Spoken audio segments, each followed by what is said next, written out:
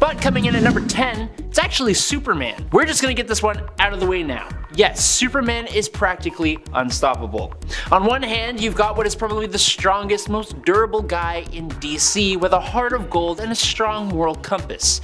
He is basically a god to us, but he is also one of the very first real superheroes to show up in comic books. The benchmark for what makes a hero a hero. If it's not his massive amounts of power and his strong will that keeps him in the fight, then it's his massive popularity. When DC had the Death of Superman story, there was absolutely no way that Superman was gone forever. We've seen stories where he not only takes over the Earth, but stories where the Man of Steel lives until the absolute end of the universe itself. His own stories suffered because of the fact that he's just unbeatable. He's so damn powerful that nothing was a real challenge for him. Superboy Prime, essentially Superman without weaknesses, was one of the largest threats in the multiverse, and he went toe-to-toe with a Dr. Manhattan powered up Batman who laughs. Now I'm putting Superman at number 10 because he's a golden boy and he bothers me in a similar way to Captain America. I'm sorry. In at number 9 though is Orion. Orion is a new god and the son of Darkseid, and as a hero with a dark ancestry, he is quite the conflicted do-gooder. He has many forms and he has many abilities. He exists beyond the normal multiverse on a higher plane of existence called the Sphere of the Gods. Born on Apocalypse but adopted by the new gods of New Genesis, Orion is in a constant war with his inner darkness and with his father, Darkseid. Orion is repeatedly praised and stated to be a warrior with skill and ferocity second to none.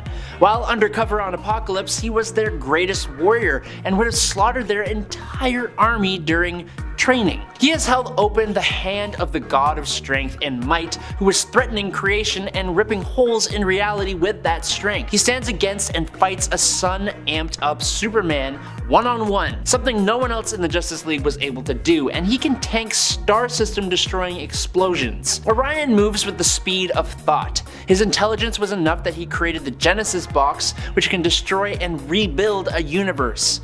He can grow to any size he wants, move through time, has a healing factor, super senses, and wields the Astro Force, which does a hell of a lot on top of everything else, but as an example, it once sealed holes in reality and knocked out Superman in a single shot. And that's all just Orion holding back and not using his true power called the Source of the Beast. But I think we can agree Orion is a beast here. Coming in at number 8, Martian Manhunter. I think it's incredibly easy to overlook Martian Manhunter's incredible capabilities. Yes, he is more well known for being a telepath and a shapeshifter, but this guy packs a hell of a punch with the Martian abilities of phasing, Martian vision, and density alteration. Now, his probably most powerful form was when he became Furnace, completely negating his weakness for fire. But Furnace was a villain and therefore cannot really be on this list. But in DC 1,000,000, we get a John Johns who leads a war against Darkseid and gets him to surrender to the Source Wall, becoming trapped inside of it. The Source Wall, in return, gave John one wish. His wish was to become one with Mars, meaning John became a living planet while maintaining his multiversal telepathy and his genius intelligence. We don't get to see much of this version of John, but we can guess a lot of things about this version. Firstly, his weakness to fire is probably non-existent, because I mean, people gotta make fire on a planet just to survive. We can also probably assume John keeps his other Martian abilities to a degree, and there's also the possibility that the passage of time has increased those natural abilities considering he's defeated Darkseid. We can also assume he would now also have the powers that usually come with being a living planet, like weather manipulation and control of the elements. He can control the sands of Mars to an incredible degree to do crazy things, so there's that. But in at number 7, Swamp Thing. Alec Holland was a scientist who, much like some other scientists, turned superhero when he was caught in a disaster. For Alec, it was an explosion. When he jumped away from the explosion, Alec was bathed in the chemical vats of the Louisiana swamps, and his memories were absorbed into the being known as Swamp Thing. Swamp Thing is an immortal creature who fights to protect the planet from threats to nature, including many supernatural villains. The Swamp Thing has complete mastery over all forms of plant life, and through this power, he is in constant communication with the very essence of the Earth, the green, and he serves as the plant elemental for the entire planet. In the past, Swamp Thing has gained access to other elemental powers, like at one point gaining control over earth, water, air, and fire, in addition to that of plant life. Theoretically, so long as there is plant life on planet Earth, Swamp Thing will always have a vehicle through which to house his consciousness, which makes him effectively immortal. He has basically revived himself countless times, just forming a new body out of plant life every time the current body can't keep going on, and he didn't even know he was doing this for the longest time. As a member of the Justice League Dark, Swamp Thing has been called on to help battle many supernatural threats over the years, and his recent TV show was hella underrated. Bring that shit back. Number 6. Captain Atom. Nathaniel Atom was transformed into Captain Atom in the 60s after being semi-forced to participate in a potentially fatal experiment sitting at ground zero of a nuclear explosion encased in an alien metal. Now, the explosion didn't actually kill him. What it did do was bond the alien metal to his flesh, giving him superpowers and throwing him 20 or so years forward into the present day. The alien metal gave him incredible abilities like flight, matter manipulation, energy manipulation, time manipulation, energy absorption, telepathy, spatial manipulation, quantum manipulation, force field creation, time travel, magic and mind manipulation, and control over the quantum field.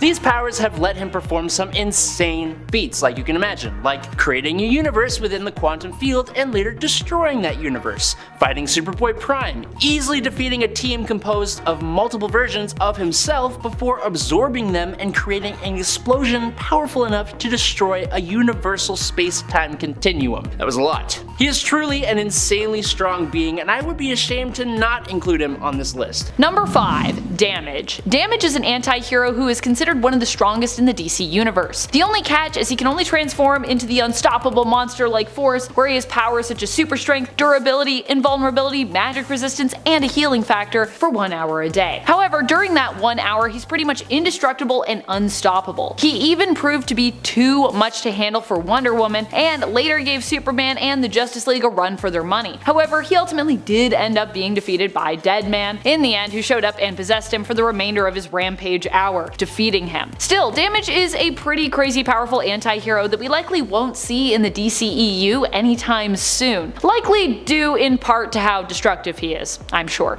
Number 4. Orion. Orion is one of the strongest of the New Gods and is also Darkseid and Tigra's son. But despite the fact that he is the son of Darkseid, it doesn't mean that he's inherently one of the biggest bads around. In fact, Orion is actually a hero, the exact opposite of his dad, but not the opposite when it comes to the power that he wields. He is also considered a New God, which means that he's insanely strong, durable, and pretty much inexhaustible in a fight. He is immortal and can easily take hits from Superman without really showing much sign of injury. Orion is also a gifted fighter and leader, and at one point even was able to lead an army in defeating the entire Green Lantern Corps, himself fending off Hal Jordan with one mighty punch. He's like, punch, I'm gonna choke you a bit, and then fight is done. Goodbye. Leaving.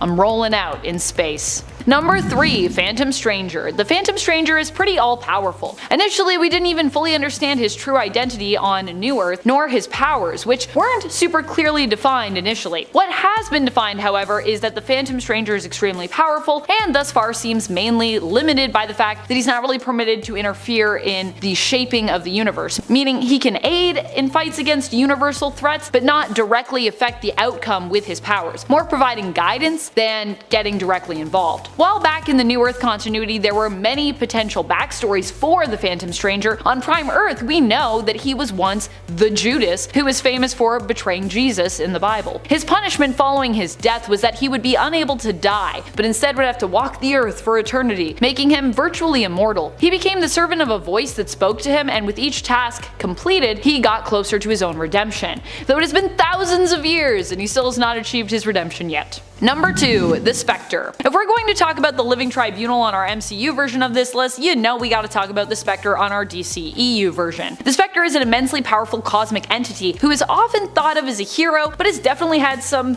methods to fighting crime that could be considered morally questionable? Like when he turned a man into wood and then sawed him into pieces? That's a thing that happened. Or when there was a guy that was afraid of fire and he's like, I'm gonna turn you into a candle and like melt you. That was also a thing that happened. I wonder when he turned that guy into wood and then cut him into pieces, if you could count the number of rings inside of him to tell how old he was, like a tree. Because the Spectre can do things like warp reality, that just means that he wouldn't really fit into the DCEU very easily, as we'd need some massive threats in order to give him any kind of real struggle. He would just be like, I'm gonna turn that person into wood, now you're a candle, now you're paper, I'm gonna cut you with scissors. That's all handled. Done. Next. Number 1. Dr. Manhattan. Outside of the Watchmen film we had, which isn't currently considered as part of the DCEU canon, it's unlikely we'll ever see Dr. Manhattan on the big screen again. It's especially hard to have someone like Dr. Manhattan in the films because, well, he's pretty much always naked, which means we either need to dress him up somehow, put him into an R-rated only film, or have a lot of conveniently placed fruit baskets and props around in the foreground of each shot in order to censor him. Dr. Manhattan, though, when it comes to his power levels, is one of the people responsible for creating the New 52 continuity. That's just how powerful he is. So to have someone who is capable of rewriting the universe in that way within the DCEU seems like it would be a lot, unless, I suppose, if you're planning on completely resetting the DCEU continuity.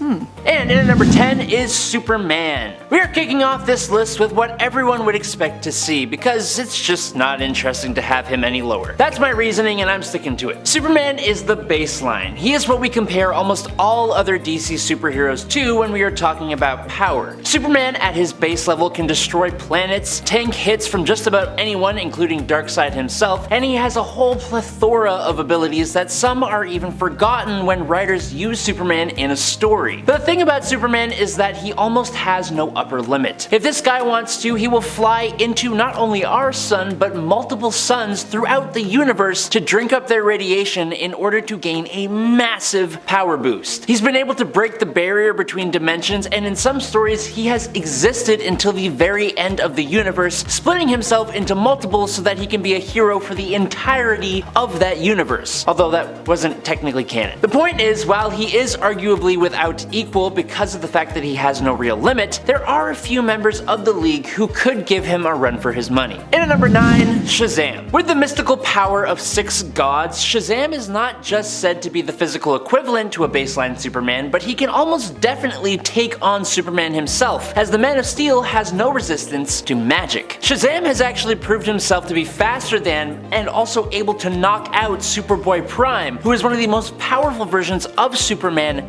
ever, able to shake reality with punches, that kind of thing. But this isn't a list about people who can take on Superman. Batman has stated that Shazam is one of the most powerful beings on planet Earth for a reason. He has KO'd the god of evil and father of Darkseid, Yuga Khan, with one punch. And speaking of gods, Shazam has been able to defeat the DC versions of Ares, Atlas, and Thor, all of whom are incredibly powerful gods. While he is astoundingly strong, fast, and durable, Shazam's true potential, I think, comes from his natural affinity for magic, which can potentially allow him to do almost anything, which I know to be true because of another magic-wielding leaguer. Number 8, Zatanna. A lot of people sleep on Zatanna, and that's a mistake. Zatanna is part of the Homo Magi race, giving her a genetic talent for magic that makes her one of the greatest magic users in the multiverse. Zatanna was born with magic, but she's not limited by that. With the addition of learned magics, Zatanna can cast a whole multitude of spells that allow her to do things like travel dimensions, summon objects and beings, perform telekinesis and advanced telepathy, redirect and return attacks, mess with the weather or even time of day, manipulate her own size or transform into basically anything, become intangible, and manipulate magical versions of the elements. But that's all the basic stuff. She can cast spells that can manipulate reality, alter the molecular structure of objects, and move forward, backwards, and freeze time itself, and that's not even getting into what she could do with black magic. Sure, she may not be as physically capable as some other characters on this list, but she has the potential to make child's play of most of them despite that fact. If you guys are enjoying this list so far, make sure to drop a like and subscribe subscribe here at Top 10 Nerd, and make sure to let us know any topics for videos you want to see in the future. But coming in at number 7 is Wonder Woman. As 1/3 of DC's Trinity, Wonder Woman has to make this list. Where Superman is a being of raw power, that, plus his outstanding moral character, are what makes him so unstoppable. But then we have Wonder Woman, who is almost equal in terms of strength, speed, and durability to the Man of Steel, but she's leagues and bounds above the guy in terms of her skill. In a melee fight, she will outmatch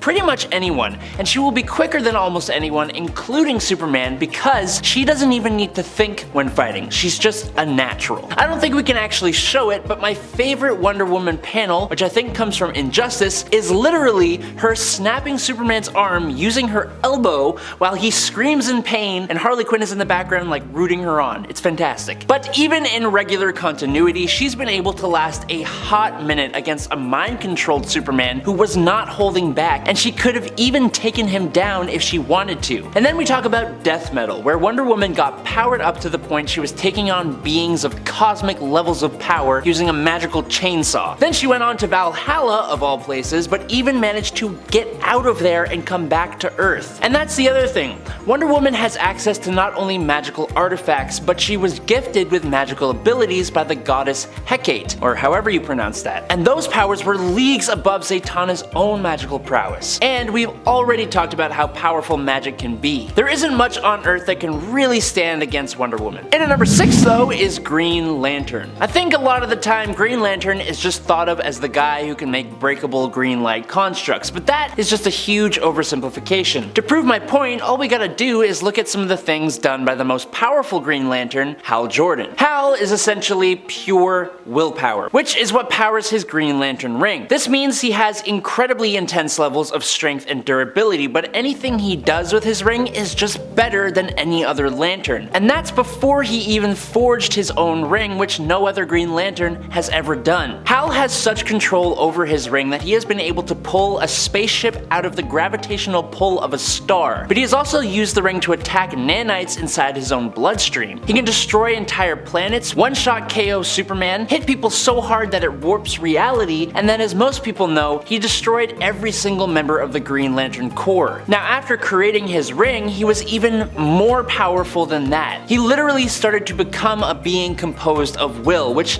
doesn't even really make sense, but means he can't really die. He obliterated Sinestro, who was powered up by Parallax. He moved so fast he broke the Speed Force barrier, tanked a massive blast from Mogo, who was a Green Lantern that's a planet, and Mogo was being boosted up by hundreds of other lanterns when that happened. And he created hard light constructs that were actually alive and couldn't be beaten by the Green Lantern and Sinestro Corps combined. Absolutely insane. Number 5. Magic. Teleporters always rank high on my list of powerful heroes because I think teleportation is super OP, and Magic is definitely no exception there, although she is exceptional. So exceptional in fact, if we didn't get to see her in the MCU, I personally would not be surprised. True, we did get to see Magic appear in the New Mutants film, but that itself was outside of MCU continuity and canon, so doesn't count, which is really unfortunate as Anya Taylor-Joy was perfect in that role, and we likely won't get to see her take up the mantle again, which kinda bums me out. Magic is a member of the New Mutants who is also known for being not just a powerful teleporter, but magic wielder as the ruler of Limbo. This is where Magic teleports through to get where she is going. While in Limbo, she also becomes god level due to her attachment and relationship with the dimension. Magic also has a dark side known as Dark Child. While in her Dark Child persona, she becomes virtually unstoppable and generally a lot more evil. Number 4. Nova. It feels pretty unlikely that we'll ever get to see any version of Nova show up in the Marvel Cinematic Universe at this point. Why? Well, because the Nova Corps were seemingly wiped out by Thanos when he went after them for the Power Stone. It's believed that all of Xandar was decimated in his attack, which likely means that the Nova Corps, who were there, were some of the first people to go. Unless there was somehow, I guess, a lone survivor who could become Nova in the future, it seems very unlikely we'll see any kind of character attached to Xandar or the Corps. This could be just what Marvel Studios was hoping to eliminate the chances of, though, with this plot point, as all versions of Nova are considered to be pretty epically powerful, whether we're talking about Sam Alexander, Rich Rider, or Eve Bakian. just all the Novas. They're just all pretty crazy. Number 3, Blue Marvel. So as much as I really want Adam Brashear to come to the MCU, there is also a concern many have around the fact that this hero might just be too powerful to appear in the Marvel Cinematic Universe, at least as he is in the comics. Maybe if we toned him down? Granted, we have Captain Marvel, and now we have Monica Rambeau, who's pretty crazy powerful. So I'm really hoping I'm wrong about this one. But still, there is Captain Marvel and Monica Rambeau, and then there is Blue Marvel, who's kind of operating on a whole other level, due to the fact that his powers are derived from antimatter, and the fact that he is basically an antimatter generator slash reactor. And if you don't know, antimatter is like crazy powerful and crazy efficient in the Marvel universe. I don't know about antimatter in real life. I don't even know if there is antimatter in real life. I don't know about that science. Number 2, Eternity. Eternity is not a conventional hero and more a cosmic entity, but like the Living Tribunal, they are also generally seen as a force of good. So hence why I'm counting them on the list. Eternity is actually just below the Living Tribunal in terms of rank in the universe and is the personification of time. They exist alongside their sister, Infinity. Eternity is capable of manipulating time and space on a lucrative scale. They are immortal and are considered an integral part of the universe, existing alongside other major concepts, which are also represented by powerful entities. Number 1, One Above All. The One Above All isn't your typical hero, but they are a very powerful force of good in the MCU, like Eternity. One Above All is seen as the creator of the multiverse and all beings within it. They're basically the god of the multiverse, the ultimate creator. We talked about the Living Tribunal on part 1 of this list, who is seen as the ultimate bringer of justice, the ultimate judge throughout the Marvel multiverse, and the One Above All is actually believed to be the entity that the Living Tribunal works for. One Above All is believed to be all-powerful and omnipotent, getting involved in the matters of its creations only when its interference is truly needed. They were the one who made Adam Warlock take up the mantle as their new Living Tribunal as payment for restoring all of reality after it was destroyed, which seems like a fair trade. They're like, hey, Adam Warlock, do this job and have lots of power, and I will return reality. Just come work for me, you know? I need a new Living Tribunal. You know how it is when the Living Tribunal dies. Actually, I don't know how that is. Sounds like a very rare problem. Number 10, Beast. Beast is probably one of the most unstoppable characters at Marvel Comics right now. And while technically still a hero, so relevant to this list in terms of his classification between being a goodie and a baddie in general, he still has been up to some pretty questionable things in order to protect Krakoa, including basically turning Wolverine into a mindless slave. On the more optimistic side of Hank's history though, we also see an example of how unstoppable he can be in terms of his ability to seek out knowledge and never give up. After House of M, Beast for a good while was focused on finding a way to restore mutant kind and bring back the mutants they had lost in the aftermath, thanks to Wanda's reality warping magic. Hank tried everything from science to mysticism, but in the end was sadly unsuccessful. However, he still searched far and wide for a very long time, which I think should get him some unstoppable points. I think he also even created an organization just to figure that problem out, so yeah. And friends, before we move on to our next spot on this list, if you love what we do here at Top 10 Nerd, be sure to show us that you love us by giving this video a thumbs up. And at 9, Franklin Richards. Franklin Richards is the son of Reed and Sue Richards from the Fantastic Four, obviously. I don't feel like I needed to say it, but I still needed to say it. And even while currently or in the actual real present year of the comics, he's a toddler, he's still an absolute powerhouse, and I'm gonna count him, okay? Especially since the freaking Celestials have deemed this kid beyond Omega level on the scale of mutant-based powers. Cause you know, when a future version of yourself comes to your present and then manages to bend Galactus to their will, making Galactus Franklin's herald, I don't think there's much else that they can really do aside from just accept it. Hey, that's like 100%ing life. There's nothing you can do after that, which I think speaks for itself. This kid is able to tear the universe apart with a single thought, in essence, probably making him the scariest damn toddler on the face of the earth and the galaxy, aside from eventually when I have mine, because that will be the spawn of Satan. And that's also coming from someone who already thinks that toddlers are scary. Alright, you should have seen that one who was trying to stab me with safety scissors. That was a time. Gotta love Tuesdays. Also, according to the history of the Marvel Universe, the book, Franklin Richards is supposed to survive until the end of his universe and then pass on to the next one, like Galactus did, which is insane. Dude was born from a girl who can go invisible and a guy who can stretch. Jeez. Number 8. Moon Girl. Friends, I just read the Moon Girl team up with the X-Men, which continues her journey on the hunt for Devil Dinosaur, who has been dino-napped, and it was way too cute, and I have to include her, so sorry but not sorry. Also, Moon Girl does not get enough love, and Luna Lafayette, she's pretty unstoppable, let's be honest. Not only does she succeed in rescuing Devil Dinosaur in her team-up series, and as such will be returning with her own series with her dino pal in tow, which I recently picked up the first issue of, although I haven't read it yet, but she also has solved problems that have stumped many genius level individuals in the Marvel Universe. Moon Girl was smart enough to find a way to almost single-handedly destroy the Terrigen Mists, when that threatened basically a war between the Inhumans and the mutants. I mean, granted, there were others who were kind of trying to puzzle it out before her and succeeding at least somewhat in that, but it was really Moon Girl that made the destruction of the mists possible in the short time the heroes had left to rectify the conflict between the two sides. And while her instantly fixing Forge's work may have irked a lot of comic book fans, I will say it did show just how brilliant Moon Girl is, because Forge is literally one of the best inventors that we have at Marvel Comics in terms of his intellect and his know-how, so that just goes to show you basically how cool Moon Girl is. I don't really see it as a downside, but I understand. I love Forge too, so it is a little like, oh, my heart. And at 7, Spider-Man.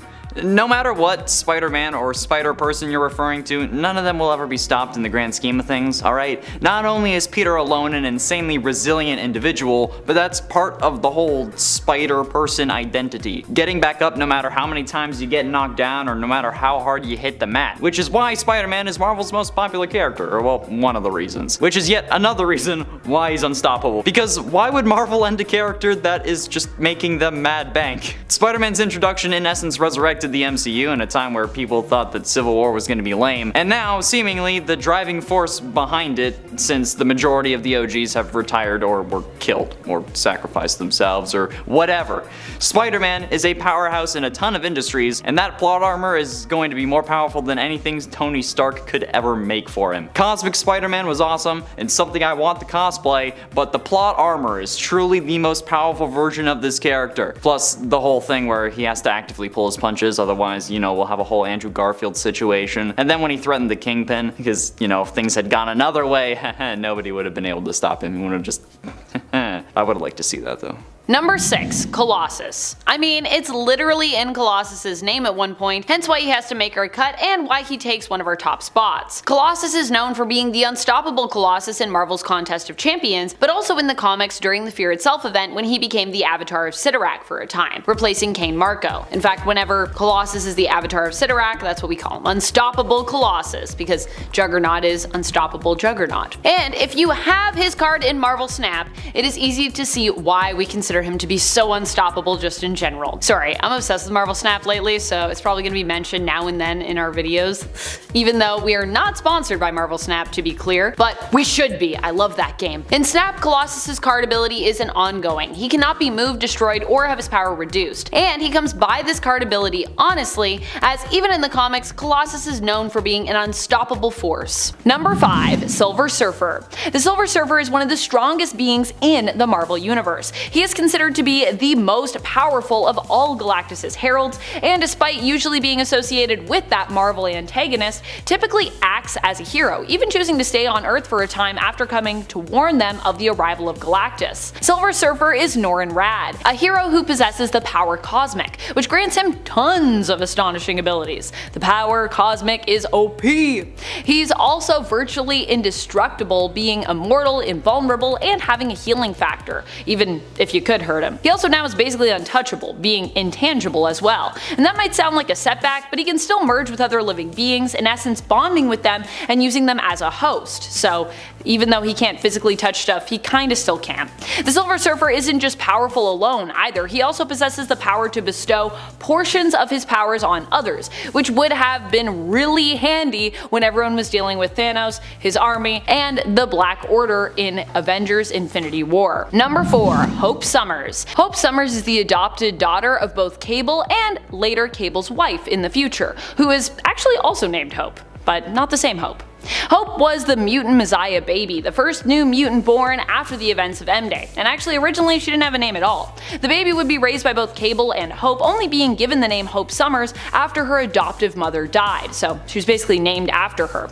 Hope's mutant powers allow her to mimic the powers of others, managing to use those powers at their peak potential, even if she's completely inexperienced with them or unaware even of what they are or how they work at all. Hope's use of any powers she adopts is intuitive. She doesn't need to make physical contact to mimic them, she just needs to be in the area of the mutant who possesses them as well. Her own powers cannot be absorbed, and she has a calming effect on others' mutant abilities, basically helping to perfect and stabilize them. So Hope's also just a powerful character to have around if you're a mutant who's like, I don't really know what I'm doing. This makes her an integral part of the Five, a group of mutants responsible for resurrecting fallen or lost mutants of Krakoa. Despite the fact that Hope's powers are believed to be restricted to the adoption of other mutant abilities, she and Scarlet Witch together rid the world of the Phoenix Force during Avengers vs. X-Men. Now, this is kinda weird because Scarlet Witch no longer is a mutant in the current comic book continuity, which could imply that Hope's powers mimicry is actually not therefore mutant exclusive. Unless something else was going on there and it was more like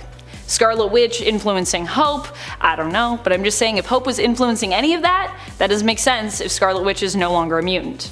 Unless that's all a lie, and that's gonna be re-retconned away. Please do that. Please do that. Number 3. Phoenix. One hero that it seems is really hard to get right when it comes to the films is Jean Grey. Jean by herself is already likely too powerful to show up, although I will say I think you can make that work if you just, I don't know, put more of a lockdown on her power set. However, if we are talking Jean unleashed, Jean at her full potential, that's just not going to work. And if we're talking about bringing Phoenix into the mix and bonding Phoenix with Jean, that's also going to be a huge problem. Anytime you have a character like that who has the power to warp or manipulate reality, you're going to have a challenging time writing any kind of threat for them to face. As with what usually happens with Jean Grey, you can have the Dark Phoenix come in and play villain, you can have Jean struggle to control her own powers and even struggle to maybe hold on to her sanity in the face of her powers, but a hero who happens to have control and be able to basically fix the world as she sees fit, that's a problem. It's like any villain you face, you're just gonna be like, well, you're gone. You never existed. Done. Easy. What's next? Number 2. Living Tribunal. The Living Tribunal isn't entirely a hero, or not a hero in the traditional sense, but is usually considered to be a force of good because of what they represent. The Living Tribunal brings a force of balance and justice to the cosmos and across the multiverse. While there are many different alternate versions of characters from each universe, there's actually only one Living Tribunal, which watches over all of the realities, getting involved when they believe an injustice has been committed and the scales need to be balanced. Of course, only if the injustice is super great. They're not just like, hey, I saw you littered, that's not cool, let's go to court. So not every injustice. The Living Tribunal was the one to call to trial a case of 1610, or the ultimate reality, versus the current main continuity reality of Earth 616. This case was about determining which reality should ultimately be considered the true main reality, as the Living Tribunal considered that the Earth of 1610 could actually be a good replacement for Earth 616. Fortunately, She-Hulk was able to convince them otherwise, because She-Hulk is an amazing lawyer. Number 1. The Brothers. The Brothers are a duo of cosmic entities who exist even outside of their respective multiverses, as each one represents either the DC or the Marvel multiverse. These two characters initially showed up in a crossover comic called DC vs. Marvel, which already made it unlikely that we'll see them anytime soon in the MCU, because we would then need a crossover movie, which I don't think is going to happen yet. Maybe at some point. For a time, the brothers considered fighting one another in an attempt to acquire complete uniqueness, but instead decided, as they were pretty evenly matched, that they should appoint representatives from their universes to act as their champions. It's believed that the brothers are actually more powerful than the sum of their parts, meaning that even the Living Tribunal could be considered below them in terms of power levels and importance. While the brothers also have a male-centric name, the Brothers, it should be noted that they're actually genderless, so they're also kind of the sisters. They're just whatever. They're just called the Brothers. They look like giant mechs, so you know. No bits. I don't think. Number 10, Martian Manhunter. While we did get a glimpse at what Martian Manhunter could have looked and acted like in the DCEU through Zack Snyder's cut of the Justice League, we still haven't had Martian Manhunter properly introduced in the main continuity of the DCEU. Main continuity, I guess, for the cinematic universe. Unfortunately, while Zack Snyder's cut was his intended vision for the film that he was forced to leave due to a personal tragedy, it's not considered canon to the DCEU. Although this could be retconned later depending on what happens in the Flash movie. Who knows, the Snyderverse could become part of the DCEU again. Martian Manhunter getting the axe initially in the theatrical release of Justice League could have to do with the fact that he is super cosmic or a little more complicated than most heroes when it comes to his relationship with Earth, or it could have to do with the additional problem of his powers. Also, Martian Manhunter is kind of just complicated in general, but in a good way. Despite the fact that Martian Manhunter, like most other Martians, has a fear of fire, he is still insanely OP when it comes to his powers. Also, Martians might be afraid of fire, but it doesn't actually hurt them as severely as their fears would imply. It's a psychological thing. It's not like, yeah, and if you set me on fire, like, I die, just poof, I'm gone. That's not a thing that happens. They just get burned, like we would. John Johns possesses powers of telepathy, telekinesis, super strength, super speed, durability, shapeshifting, invisibility, self-duplication, biofusion, and X-ray vision, just to name a few. So yeah, I feel like that could be a big part of why we don't really have him as like a main part of the Justice League yet. Number 9, Batmite. Although he's somewhat mischievous when it comes to Batmite, he's still generally a force of good, or at least he tries to be. Batmite is Batman's #1 fan, and he idolizes the hero. Like Superman's mischievous imp rival, pal, and sometimes enemy, Mr. Mxyzptlk, Batmite is also capable of warping reality, or so it would seem. Later on, his backstory was further complicated when it was suggested that he was merely a hallucination of Batman, a character that represented the rational part of Batman's mind, and existed only in his imagination. Still not known if Batmite is a true character who exists outside of Batman, or simply a character who exists within Batman's psyche. Either way, he's a tough hero to include in the DCEU. Either because he's just crazy powerful, or because it just makes Batman look really crazy and he's like a tiny little, like almost cartoon Batman guy. And friends, before we move on to our next spot, if you are loving this list and you want more lists like this list where we talk about the DCEU, be sure to let us know by giving this video a thumbs up. Number 8, Swamp Thing. Swamp Thing may have gotten his own show very briefly as part of the short-lived DC Universe streaming service, which has since been merged with HBO Max and basically no longer exists, but that doesn't mean the hero will be coming to the DCEU anytime soon. Which is a shame too, as that series had amazing reviews, proving just how awesome the depiction of Swamp Thing can be on screen. Swamp Thing was once Alec Holland, a botanist who, after his lab was attacked, was set aflame while doused with his newly invented biorestorative formula. Alec and his wife Linda had created the formula together. When he ran into the swamp, he merged with it, becoming a new sort of life form, a living swamp thing, if you will, which had also merged with Alec's mind. Swamp Thing is an elemental created in part by the Green during its time of need. The Swamp Thing can connect with and control plant life, has super strength, is immortal, can resurrect, and can change size. There's a lot Swamp Thing can do. If I had a Swamp Thing ad where Swamp Thing was like helping you with plants, that's what it would be. Number 7, Zatanna. Zatanna Zatara is one of the greatest magic users that we have in the DC universe. She might be known for performing magic with phrases spoken backwards, but she's actually so accomplished that she actually doesn't even need to speak to cast all of her spells.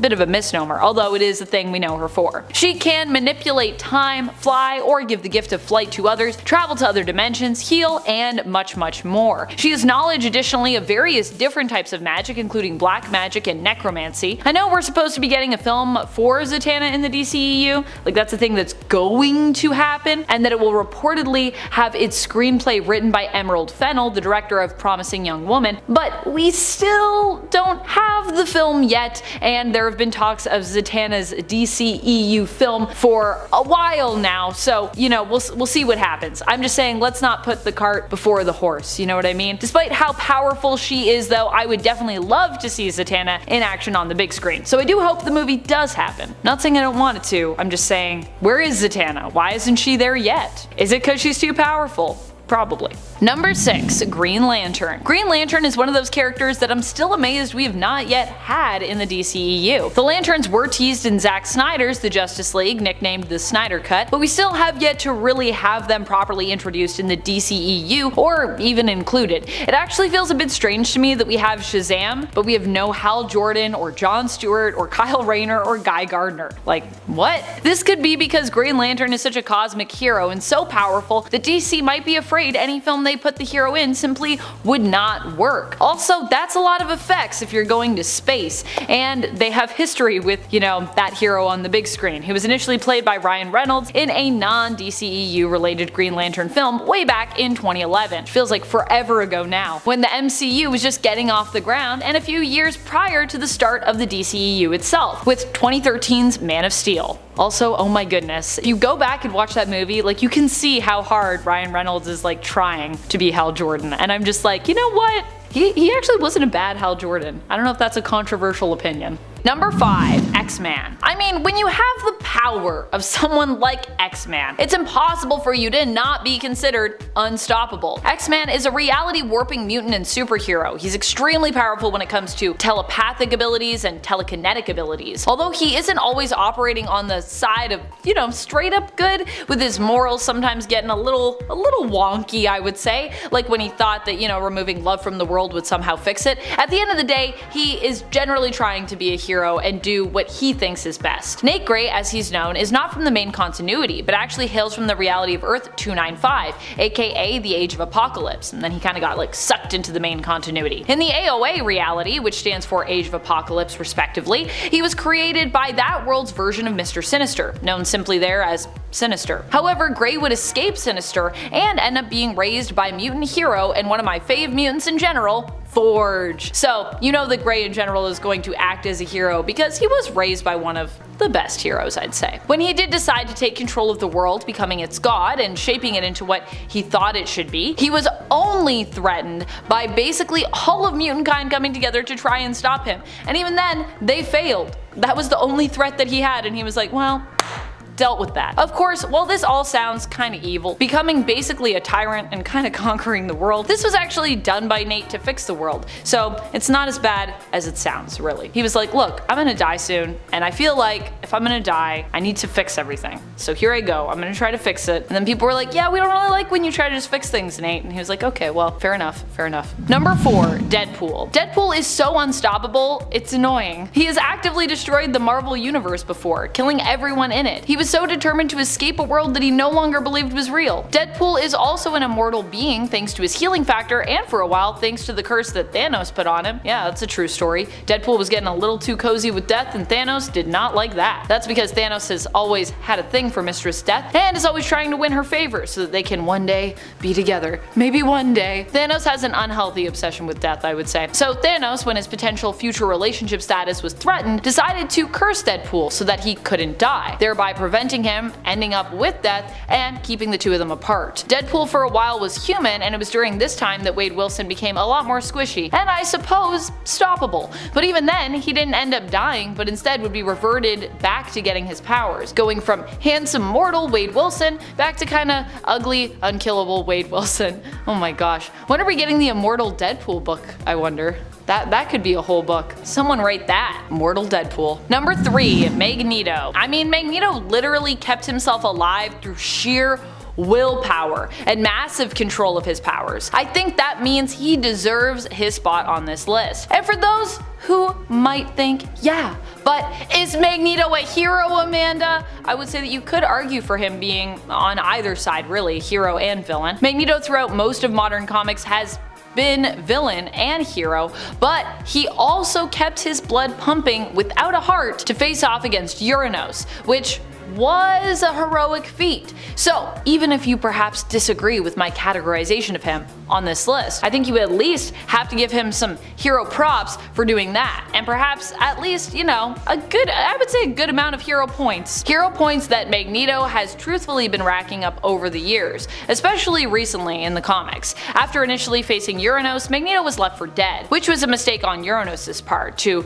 assume this during the AXE Judgment Day event. As we've learned from Zombieland, you always gotta double tap, aka confirm that kill. It is important, especially if you're facing off against Magneto. Uranos did not follow this rule, assuming Magneto was dead after he took his heart, and as a result, Magneto came back to finish him. Magneto basically used his powers to keep his blood moving throughout his body by controlling the small bits of iron in his bloodstream to basically keep it pumping without having an actual organ to do it for him. Literally heartless Magneto, which sounds terrifying. Later, using all his strength and a power boost from Storm, Magneto was able to defeat the Eternal Villain before he passed away. But I'm sure he'll be back eventually because he is Magneto and he's a pretty great character, so. Number 2, Wolverine. I would say Wolverine is probably one of the most unstoppable heroes that we have over at Marvel Comics. He is a master tracker and is determined when it comes to defeating whoever stands in his way, or when it comes to saving the day. And even when he ends up being brainwashed and used as a weapon, he ends up not letting that stop him, at least not in the main continuity. Although in some of those alternate worlds, he definitely has been brainwashed to the point that he had to be put down. And by Kitty Pryde no less in one of them. Ugh, that hurts my heart. That being said, even in alternate worlds where he has become like Lord of the Vampires, he was able and willing to rise up to defeat his fellow evil brethren, even though he knew it would also mean his own death as well potentially. That's how determined Wolverine is. He's also virtually unkillable. Well, I guess unless you drown him. But even then, Wolverine has fallen into oceans and washed up miles off on another shore unscathed, so for a man that can still be drowned, I mean, he does pretty well to make it out alive of those underwater situations. Number 1, Hulk. I mean, we can't do a list like this and not talk about Hulk, am I right? The Hulk is not just a powerful hero, but he's also a stubborn and determined one. We've seen this shine through not just in his Hulk persona, but also as Bruce Banner before as well, but especially as the Hulk. Let's turn to World War Hulk as an example. In this story, Hulk was shot off planet by the Illuminati and ended up in Sakaar. He not only rose above being a gladiator, helping to lead a rebellion and an uprising, but after Sakaar was destroyed from a ship exploding, Hulk was determined to get back at those who had sent him there in the first place, and then later seemingly ruined his happiness, even though that isn't quite what happened, but that's what the Hulk thought happened, and that's all that really matters. He returns to Earth to get revenge on the Illuminati, and he proves just how deadly he can be. It also goes to show us why you really do not want to make the Hulk angry, because he might just squash you like a bug. He threatens the lives of some of the greatest heroes. When it comes to confronting even Professor X, Hulk manages to take on the mutants who come to his aid, and single-handedly does so, not being defeated by a physical show of power, but instead kinda by a speech about how the mutants, don't really deserve his ire. When it comes to Bruce Banner, we've seen his unstoppable nature as is showcased in the recent Hulk series by Donny Cates and Ryan Ottley, where Bruce turns Hulk's body into his own spaceship, and his mind into the ship's engine, with Bruce remaining in control at the helm, which is pretty crazy. Also, I mean, Bruce kinda took on Thor in a fight at one point and was like, look, I might be Bruce Banner, but give me all the information about how the Hulk fights. I'm a smart guy and I can use that knowledge to basically face off with the Hulk. Number 10, Quasar. Quasar is Wendell Vaughn, a being of pure quantum energy. When armed with his quantum bands, he is even more powerful. The quantum bands allow Quasar to create constructs and shields. They also give him the power to absorb energy and complete quantum jumps, effectively teleporting.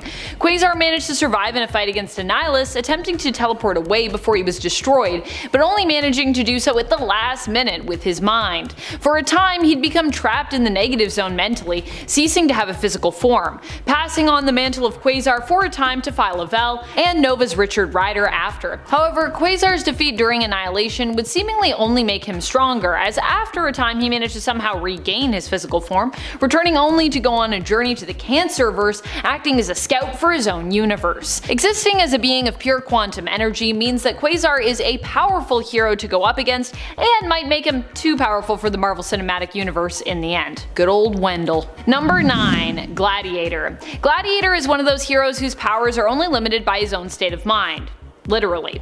Gladiator's confidence is directly tied to his power levels, and the more confident that he feels, the more unstoppable he becomes. For a time, Gladiator actually ruled his people as the Magister of the Shi'ar Empire, out in space. But more recently, he decided to step down, believing that Aneramani was needed on the throne and relinquishing his place to Xandra. Gladiator himself is Kalark, a Strontian who went through an enhancement process to make him worthy of the rank of Gladiator. He is immensely powerful, being super strong, fast, agile, invulnerable, and possessing a healing factor. He is capable of interstellar flight and is an incredibly gifted and experienced fighter. And friends, if you are liking this list and you want more lists like it, if you want that part 3, I don't know if we can do one, but I mean there's a lot of characters in the Marvel Universe, so I'm sure we can. Be sure to let us know by giving this video a thumbs up. Number 8. Black Bolt. Black Bolt is the king of the Inhumans. We probably won't see him anytime soon in the MCU, not just because you'd then have to explain all about the Inhumans and what they're up to, and because he's super OP and can wipe out most opponents with just a whisper, but because we already tried to introduce the world to the Inhumans via their own television series, and it did not go well. Black Bolt, however, still has some pretty cool powers, and the Inhumans are a pretty cool bunch, if we did feel that they might be a good fit. We just might have to tone down Black Bolt's powers somewhat, or maybe also find like another way to have them? I don't know. He was considered powerful enough to take on Thanos, and he even survived a one-on-one battle against him in the comics. He was able to shatter Thanos' armor during their fight, though his powerful voice did not harm the Mad Titan directly. Rats. He also seemingly killed one of the most powerful Omega level mutants around, Vulcan, who was on part 1 of our list. However, this was later retconned to not have actually happened, as we later learned during Hickman's reign over the X-Books that Vulcan actually survived the fight. Apparently. He looked pretty dead. It looked like he was pretty dead, but he survived. How? We don't know. Number 7. Starbrand. Another cosmic hero who right now is in the care, I suppose, of the Avengers is Starbrand. Well, one of the Starbrands. There have been other Starbrands before in Marvel Comics, but this one is unique in the sense that she is just a little baby, or maybe more of a toddler now, actually. Either way, it would be pretty weird to see such a powerful young one fighting as a member of the Avengers, unless we're thinking of going the route of Baby Yoda, I guess, aka Grogu in Star Wars. Still, it seems unlikely. Whether it's little baby Selby or Kevin Connor, it's very unlikely they're going to get either of the Starbrands out in the MCU. Their invulnerability, super strength, matter manipulation, energy manipulation, cosmic awareness, and healing powers may simply just be too much for the MCU to handle. Sorry, Starbrands. Number 6. Hyperion. Hyperion is known for being Marvel's version of a literal Superman. Sure, we have Sentry and Captain America, who are comparable in terms of their powers and their role, but Hyperion in the newest Heroes Reborn series seemed to be really exuding those Superman vibes. Here, Hyperion was the leader of the Squadron Supreme of America, an elite team of heroes who were also all kinda messed up. Hyperion himself seemingly had a god complex that perhaps was well earned considering what he was capable of. When all their enemies escaped their negative zone prison, Mark Milton as Hyperion was the first to respond, and he handedly took down pretty much everyone who got out, including Galactus, a version of Gladiator, a version of the Beyonder, a Giant Man version of Ultron / Evil Hank Pym, and a version of the Annihilation Wave. Granted, this Hyperion technically is an alt version, but either way you slice it, either way you dice it, any version of the hero is really too powerful and likely too similar to DC's Supes to make an appearance in the MCU. In at number 5 is Martian Manhunter. John Johns is another character that people really sleep on, but this guy is insane with his level of ability. There's a panel from the New 52 when Martian Manhunter is fighting off all the members of the Justice League at the same time. Let me break this down. With his left hand, Martian Manhunter is displaying his shapeshifting abilities, turning into a massive spiky club and whacking away both Cyborg and Hal Jordan Green Lantern. With his right hand, I think it's safe to say he's showing off his super strength, as he's got a power grip on the lasso of truth, and I'm assuming he's resisting its power, which is just a whole feat on its own. Behind him is Aquaman, who's like jabbing at Johns with his trident, but this is just going through the Martian Manhunter and is showing off his intense intangibility powers. And then we got Superman, who's flying around the fight at a decent distance away while Manhunter is using his heat vision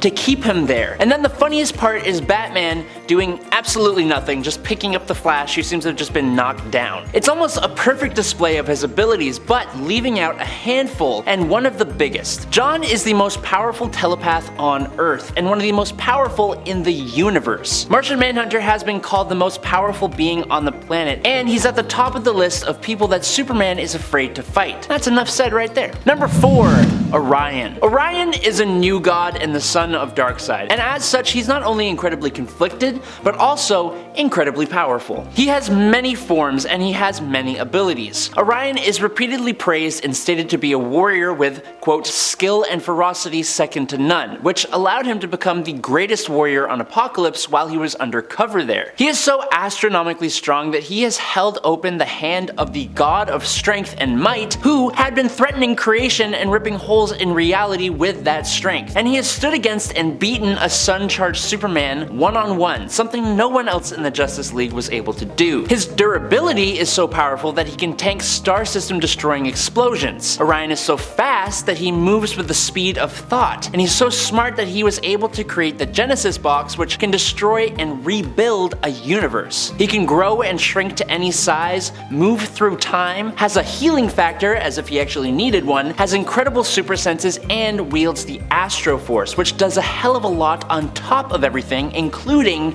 matter and energy manipulation. But as an example, it once sealed holes in reality and knocked out Superman in a single shot. And that's all just Orion holding back and not using his true power called the Source of the Beast. And yet, he flies around space on a stupid looking scooter. And at number 3 is The Flash. Okay, look, I gotta tell you now that I'm actually gonna be talking about Wally West here. It's pretty well known that Wally is even faster than Barry Allen is, and I'd argue that he is the fastest speedster anywhere. In Flash Forward, Wally somehow went, quote, faster than the Speed Force, which means he went faster than the source of his own super speed. That makes no freaking sense! He can outrun Superman and Barry Allen. He outran the Black Flash, which is basically death, taking it to the end of the universe where it just ceased to exist. He has saved the Titans, who were all over the US, and he did it in 6.25 seconds. And my favorite point, there was a time that he saved the whole population of a city from a nuclear explosion as that explosion was going off, and he did it at like 1 billion times the speed of light. How does that even make sense? It doesn't. That's your answer. Wally West is insane. He can manipulate the Speed Force to make time basically irrelevant to himself, and he might as well just be classified as a god. Number 2, Firestorm. Where do we start with Firestorm? The main version of the character is Ronnie Raymond, who was fused with his professor Martin Stein. But there are a lot of other versions of Firestorm, a lot of whom are either one person or different fusions of people. It's annoyingly complex. The character, as you might guess, has pyrokinetic abilities plus durability, flight, reflexes, and super strength, but the character's main thing is that they can rearrange the molecules of matter. Now this ability is obviously incredibly OP, and it would simply take one story to make him completely god level, but for the most part, writers kind of misuse him. Potentially, this character could transform entire planets into whatever he wanted. With his powers, Firestorm's done some pretty godlike things. For example, Firestorm manifested a pink bunny mascot suit out of thin air around the villain's Skull Crusher. He's turned explosives into a jack-in-the-box and a cement truck into a giant teddy bear. It's hilarious, but like low-key, absolutely insane. On a way less hilarious note though, he also turned a girl into salt when he was resurrected as Deathstorm, and in Doomsday Clock, Firestorm accidentally turned a crowd of Russian protesters into glass. But outside of matter manipulation, Firestorm has had some impressive feats, like surviving the nuclear meltdown that originally created the hero and absorbing all the excess radiation, and then another time, Firestorm survived a straight-on nuclear explosion. An alternate version of the character called Deathstorm was able to absorb and capture 3 different Justice League teams into its Firestorm matrix, allowing the crime syndicate to take over Earth for a period of time. And in Infinite Crisis, Firestorm was able to seal a multiversal rift. Now in case you haven't noticed, we have kind of moved away from physically unstoppable characters to characters that are just pure science fiction gods. In at number 1 is Captain Atom. Nathaniel Atom was transformed into Captain Atom in the 60s after being semi-forced to participate in a potentially fatal experiment piloting a device encased in an alien metal. Now the experiment didn't kill him. What it did do was atomize him and bond the alien metal to his flesh, giving him superpowers. Captain Atom's powers are like Firestorm's powers, but boosted to a whole different level, and with many more side abilities. Matter manipulation, energy manipulation, time manipulation, energy absorption, telepathy, spatial manipulation, quantum manipulation, force field creation, magic and mind manipulation, and control of the quantum field are all on this guy's roster of abilities. These powers have let him perform some insane feats like creating and destroying whole universes, fighting Superboy Prime, easily defeating a team composed of multiple versions of himself before absorbing them and creating an explosion powerful enough to destroy a universal space-time continuum. Captain Atom is potentially the most powerful superhero, certainly the most powerful who is also a member of the Justice League. Number 10. Powerhouse. It feels weird to have Franklin Richards at the bottom of a too powerful or most powerful style list. However, while Powerhouse was once one of the most powerful heroes in all of the Marvel Universe, even becoming so when he was just a little baby, so much so that his dad, Reed, actually had to shut off his son's powers, he has been having a rough go in the comics over the last little while. Franklin was believed to be a mutant with the power to warp reality, giving him access to a ton of extra power. But unfortunately, his powers have been on the fritz recently, and now he seems to have completely lost them. It's even believed that he was never truly a mutant, but instead subconsciously used his powers to alter his DNA, meaning that he can't even go to Krakoa currently anymore.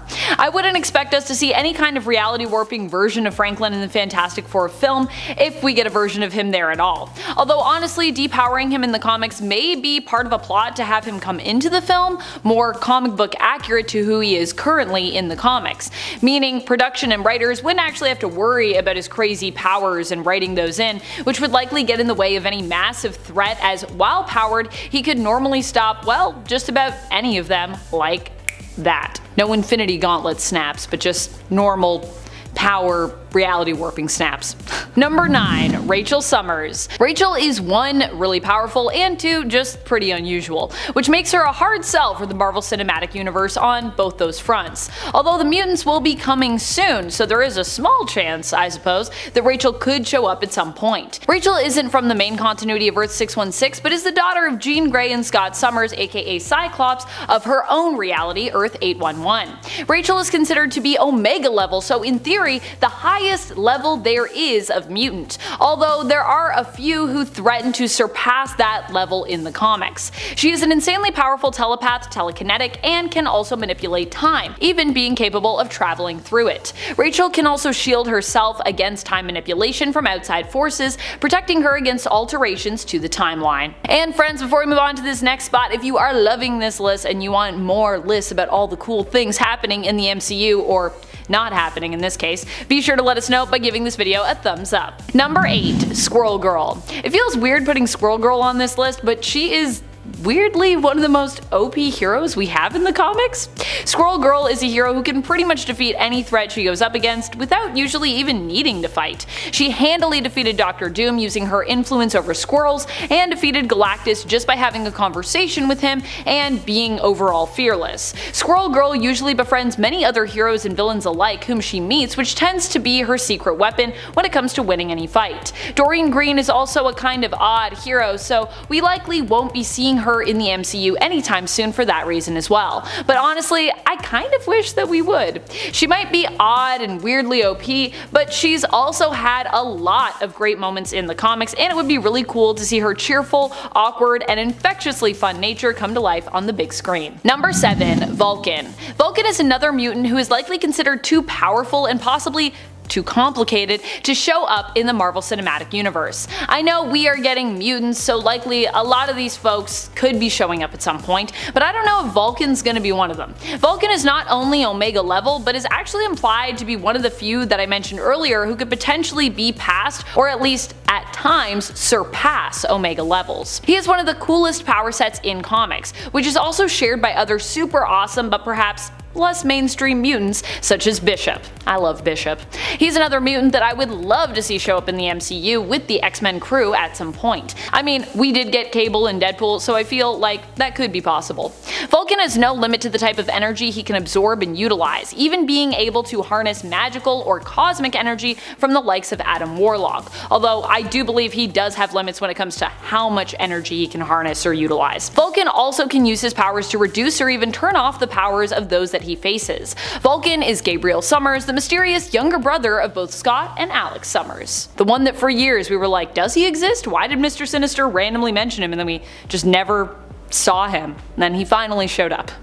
In the 2000s, he was like, hey, just been here all along, doing other stuff in space, being real messed up. Number 6. Sentry. The Sentry would be an interesting character to have in the MCU because he is actually a hero who was retconned into existence. The Sentry is Robert Reynolds, who was revealed to be a drug addict that was looking for a fix when he stumbled upon the Golden Sentry serum, and accidentally basically became a hero. Unfortunately, due to the fact that Bob was mentally unstable, he ended up not just becoming the world's greatest hero, but also having another persona who was considered the world's greatest villain, known as the Void. When it was revealed that the Sentry and the Void were both Bob Reynolds, the heroes banded together to help Sentry make the world forget that he ever existed, which basically allowed the Void to also not exist. In so doing, Bob went back to living a relatively normal life, but when his memories began to resurface years later, he would return. Doing so would also awaken the Void within him, and it would once again be revealed, this time more to all of the heroes, that the two, hero and arch nemesis, were actually connected and the same person. Halfway through into number 5, Archie Andrews. Okay, whoa. Hold on. Before you start raging at me in the comments, just please hear me out.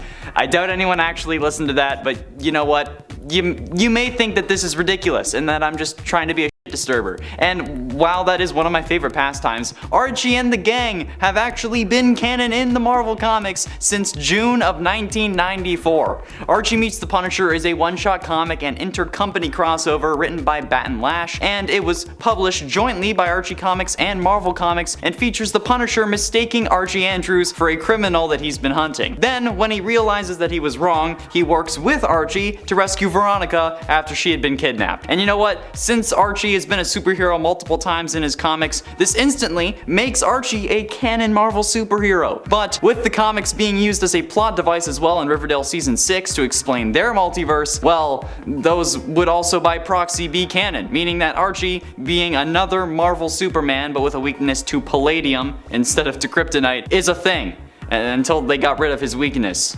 Yeah, that was also a thing. Yeah, that's a pretty unstoppable hero if you ask me. He can't fly, but I mean, again, plot armor. Number 4. Storm. On part 1 of this list, I talked about how Magneto was unstoppable after Uranos' invasion. How even after seemingly being killed, Magneto just got back up. Well, he wouldn't actually have been able to keep going if it wasn't for Storm and their weird, kinda sexy team up in their fight against Uranos. But this isn't the only time that Storm has become unstoppable. There are a few others that stick out in my memory. There is the time that she was infected by the Children of the Vault's technology, which threatened to overtake her body like a virus. This happened actually pretty recently, within the last few years. Her brush with the deadly tech left Storm comatose, temporarily, until she was revived by the combined efforts of Jean Grey and Emma Frost in their own giant-size X-Men comic, which they shared together. However, Storm was still very unwell after this and left with an estimated 1 month to live. While Krakoa has the capacity to resurrect any fallen mutants, or anyone else that they feel so inclined to bring back at this point, Storm refused to take this easy way out. She would not just lay down and surrender to death. Why? Because Storm is a badass, that's why. And also I think because she felt it undermined the value of life to do so, which she was not here for, and honestly, I want to back her up on that one. Instead, Storm attempted to fight back against the infection, venturing into the often bigger on the inside lab known as the World in her own giant-size issue in an attempt to find something that might help her. Storm and her teammates did succeed in this, separating the virus from Storm and restoring her health, and proving that even in the face of death, Storm generally refuses to back down. Getting close to the end in number 3, Squirrel Girl. Okay, I mean, there's a whole series called The Unbeatable Squirrel Girl, so I think that you kind of deserve to be on the list. The solo series debuted in January of 2015 and ran for 8 issues, and was relaunched in October of 2015 as part of Marvel's all-new, all-different Marvel branding, and was published through to November of 2019 with 50 issues for a total of 58. Both series were written by Ryan North, but in issue number 4 of volume 1, Squirrel Girl literally stops Galactus from coming after Earth by being friends with him. I mean, come on, you're literally unable to sit there and tell me that this doesn't make her deserving of this list. Bro, she didn't even have to fight him, for God's sakes. It's actually insane, dude. She just talked the Devourer of Worlds into not going after Earth. Plus, I know that you all love Squirrel Girl, okay? I may not have been here for a while, okay, but I know that much. I also know that saying anything against the Hulk will get me mean DMs for 3 years, but hey, at least you love Squirrel Girl. And honestly, after reading this issue, I have to say I agree. It's pretty freaking nuts. Yes, I made the pun, alright? You were all waiting for it, I hope. Number 2, Punisher. The Punisher truly is a man who never backs down. I mean, we even see this bizarrely enough reflected in his interaction in the comics with Archie Andrews, who was also on this list. Punisher is willing to venture kind of into a totally different world in order to apprehend a criminal. And he succeeds, after of course mistaking Archie for the criminal, but that of course is easy to do when you consider how similar he looks to the man that Punisher was after. Punisher is so committed to catching the evildoer, he resorts to food fight tactics. And for Frank Castle, who often prefers to fight with guns, you better bet that's commitment. That's unstoppable when you're willing to throw a cake at someone. And finally, in at number 1, Scarlet Witch.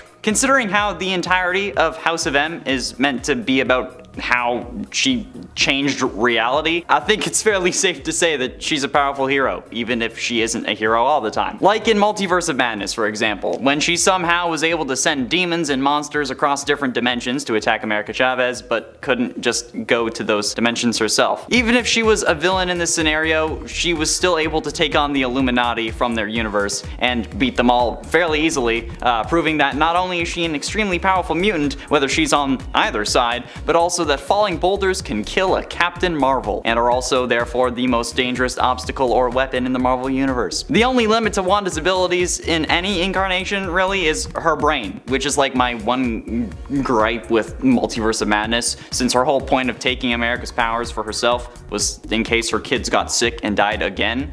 But like, you've turned a whole city into your own personal TV show and brought your dead Infinity Stone powered boyfriend back for it.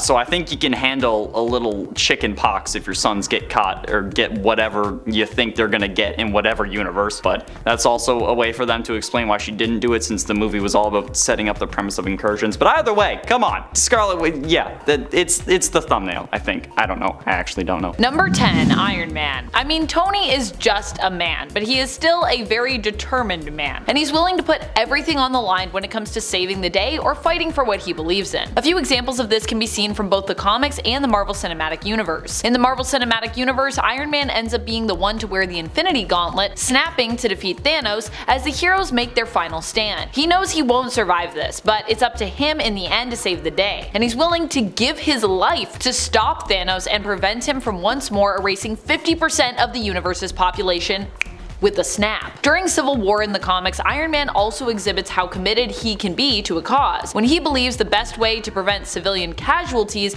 is by basically reigning in superheroes, having them register and in essence work for the government. His beliefs are so strong that while other heroes disagree with his methods, he is willing to go to war over it, starting the first civil war against the superheroes that disagree, who are led by a man who believes in freedom among all else and knows all too well what it's like to be a government pawn. on, Captain America's Steven Rogers. And friends, before I move on to our next spot on this list, if you love what we're doing here at Top 10 Nerd and you need more Marvel content in your life, be sure to check out our Top 10 Marvel playlist for that. Number 9. Doctor Strange. Even when Doctor Strange died, he didn't let that defeat him. In Death of Doctor Strange, Strange comes back to investigate his own death and solve his own murder. Well, a version of him does anyways. And the amazing thing is that he also seems to have left clues for his alternate self to solve the murder. In the end, when Clea attempts to call him back before accepting the role of Sorcerer Supreme as Doctor Strange's wife, Strange, however, says he cannot return because he knows what it will cost, and that it breaks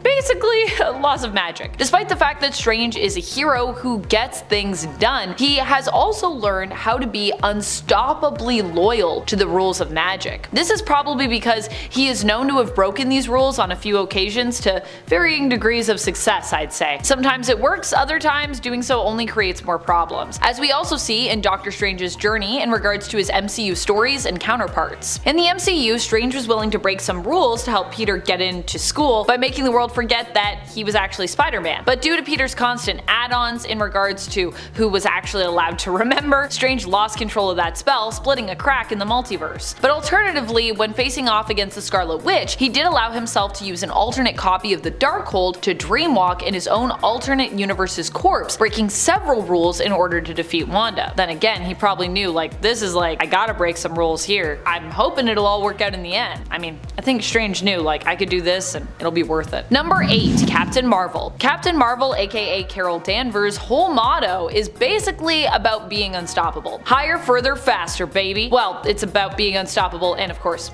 flying. Carol loves to fly. Even when an alternate version of her shows up on God Emperor Doom's battle world during Secret Wars, where she is given a life that she should seemingly love, this version of Carol becomes suspicious of Doom and ends up rebelling, questioning if what he tells her about the sky is actually true. This lines up perfectly with the type of hero Carol is in the main reality as well. During Secret Wars, the Captain Marvel of Earth 616 was one of the heroes on the Life Raft who had been preserved to the end of the multiverse and rebelled as well against Doom to try and reset the multiverse back to normal, which happens after Reed gets control of the Beyonders' powers, winning them back in a battle against Doom and using them along with the help from his family to rebuild the Marvel multiverse. Aside from that, Carol in the main continuity has also lost her memories multiple times and even died and been resurrected, and she hasn't ever let any of that stop her from doing what needs to be done in terms of heroics. Captain Marvel also happens to be one of the most powerful superheroes out there in Marvel Comics. She's got a ton of combat experience, military experience, pilot experience, and can survive in the vacuum of space. Number 7. Blue Marvel. Blue Marvel is one of the Superman-like characters that Marvel has to offer us. In fact, I would argue of the characters that we have in that category that are like DC Superman, he is one of the most underrated and often understated for how powerful he truly is. Adam Brashear, as he is known, is actually powered by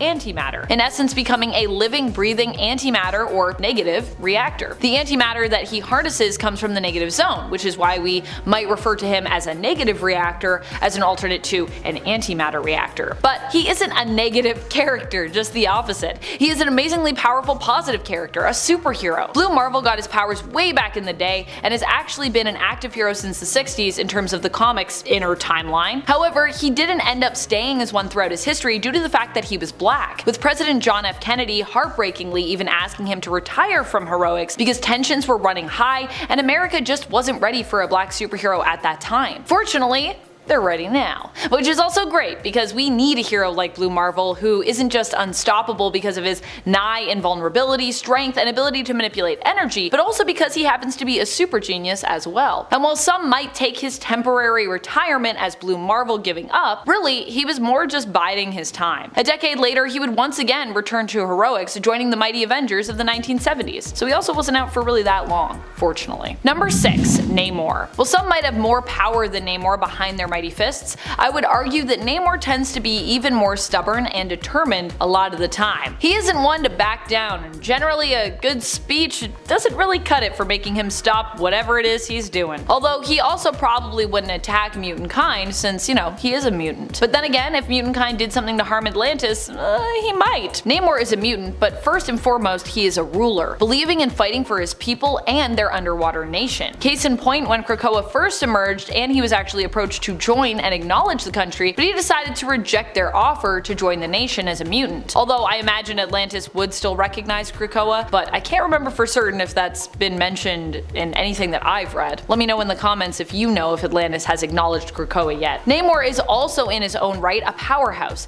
and while he might not be as well known for his strength as someone say like the Hulk, he also has shared a place on the Defenders team, with him proving how undeniably powerful he is to have earned that place. In fact, the Defenders remains one of the most powerful teams at Marvel, so typically anyone who makes the cut should be considered pretty OP.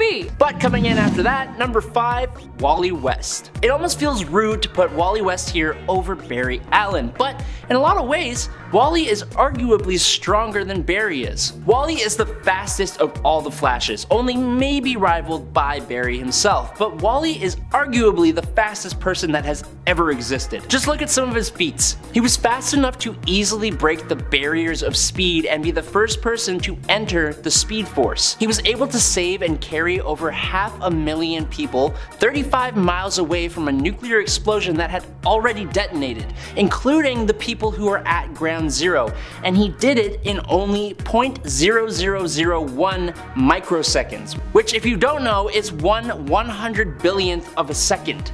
Do you know what that means? That means Wally West had to be moving at 13 trillion times the speed of light. He can move so fast that time itself appears to stand still. He was able to outrun death itself, for crying out loud. My favorite version of Wally West though is from the Kingdom Come Elseworld story, where he becomes this being who is barely even tangible. He moves around Coast City, I believe, being at almost all places at the same time. He basically became the Speed Force. Wally West is absolutely broken. Number 4, Wonder Woman. Gifted with the powers of the gods, Wonder Woman has many of the same abilities that Superman has, including strength, speed, and durability. However, Wonder Woman's Amazonian training sets her a little bit apart as an amazing warrior. It's been debated for years whether Diana could beat Superman in a fight, and while she's shown to be capable of hurting him at the least, she doesn't have the same raw power. Instead, Wonder Woman dominates her opponents through a combination of her special abilities, superior tactics, and special equipment gifted to her by the gods. But she has been elevated beyond even that. When Diana was empowered with the World Forge and the anti-crisis energy at the end of Doom War / during Death Metal, she had enough power to shake stars and phase throughout time through sheer strength. She had displayed the ability to shrink an entire planet and was able to link everyone together and restore their memories as one history, as in of all DC's continuity. She had cosmic awareness, was able to see multiple events during the war against the Batman who laughs at once, as well as precognition and retrocognition. She was crazy powerful for that little bit of time. And at number 3 is Dr. Fate. Dr. Fate is like DC's Sorcerer Supreme. There have been a handful of people over the years who have taken on the name, slapped on the powerful Amulet of Anubis, Cloak of Destiny, and Helmet of Fate, and been an agent of the Lords of Order, who govern raw magic in the universe. Kent Nelson was the original one, given his powers by Nabu, one of the Lords of Order. Now without the powerful artifacts, Kent was given superhuman powers to make him more suitable for the Helmet of Fate, so he has telekinesis, flight, invulnerability, and superhuman strength. But when he has the actual helmet, his telekinesis has been strong enough to move an entire planet into the sun, which is just a wild level of power and shows just how much power the helmet grants its user. This ancient helmet is apparently the most powerful magical artifact the world has ever known. It's the source of the Dr. Fate identity, and while its power and the things it can do has changed in some small and not so small ways over the years, some of the things it has done include granting its wearer enhancements to their intelligence. It has given them elemental control over water, wind, earth, lightning, and fire. Of course, telekinesis, like I said, but also invulnerability, superhuman strength, magic sense, astral projection, clairvoyance, chronokinesis, dimensional travel, divination, eldritch blasts, energy constructs, force fields, healing, illusions, invisibility, magnetic field manipulation, hypnosis, molecular reconstruction, necromancy, resurrection, telepathy, teleportation, biofission, and then of course, divine empowerment. But you get what I'm saying, right? Number 2, Dr. Manhattan. John Osterman was a nuclear physicist who found himself trapped inside of an intrinsic field experiment chamber, which completely removed his intrinsic field, tearing him apart and completely vaporizing him. But over the next few months, he began to reform himself, starting as a disembodied nervous system, circulatory system, and then with a skeleton and muscles, and then finally, after trying multiple times, he appeared fully. Tall, muscular, hairless, and glowing blue. Now, John sees the past, present, and future all at once, but it's not just his perception of time. He even figured out how to see the timelines of others and even possible timelines. He is basically nigh omniscient with an understanding of the universe on a cosmic scale. It's hard to even describe what his powers actually are. His powers and knowledge give him the ability to travel through time, and he has completely fractured the timeline into infinite alternate realities existing in all of them at the same time, or simultaneously, if that makes more sense.